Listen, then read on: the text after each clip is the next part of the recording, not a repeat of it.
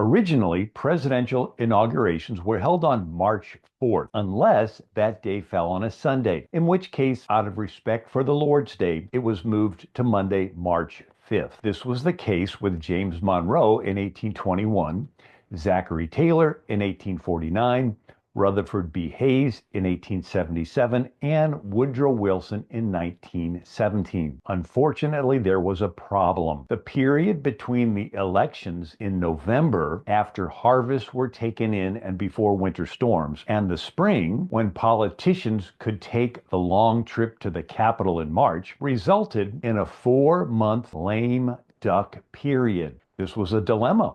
Lame duck presidents and legislators who voters had rejected were still occupying their offices, being tempted to use their remaining time in power to secure favors for themselves and their friends, and not being as concerned about the interests of the country. In fact, it was during a lame duck period that Democrat President James Buchanan allowed tensions to escalate prior to the Civil War, with 7 states seceding before Lincoln swore in on March 4th. Buchanan even had Democrats in his administration secretly undermining the Union by transferring cannons and military supplies to the South in order to give the Confederacy an advantage once the fighting started. Ulysses S. Grant criticized Buchanan's Democrat Secretary of War, John Floyd of Virginia. Floyd, the Secretary of War, scattered the army so that much of it could be captured when hostilities should commence, and distributed the cannon and small arms from northern arsenals throughout the South so as to be on hand when treason wanted them.